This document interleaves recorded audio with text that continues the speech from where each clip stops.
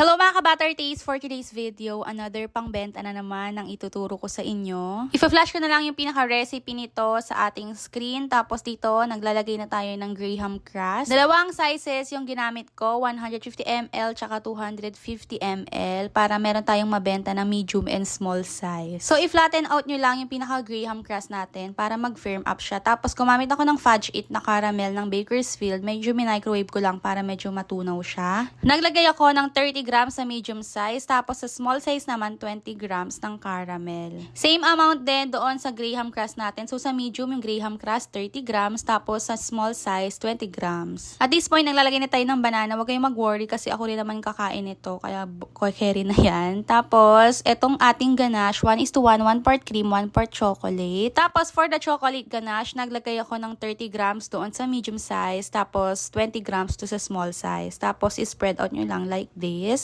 Ilalagay ko muna yan sa chiller, tapos habang nasa chiller, mag-whip na kayo ng cream. 1 pack ng all-purpose cream. Make sure nyo na naka-chilled siya, tapos i-gradually add nyo yung condensed milk na 1/4. Mas okay nga na i-volume up nyo pa yung cream ninyo, tsaka condensed, kasi sa akin, medyo hindi ko na volume up. Tapos, i-pipe nyo na dito sa ating tub. Pwede rin pala kayo gumamit ng ibang klase ng cream, pero kasi mas masarap talaga kapag all-purpose cream. Tapos, nag-drizzle lang ako ng dark chocolate ganache sa ibabaw. So, ito na yung finished product. Yun lang, maraming salamat. Bye!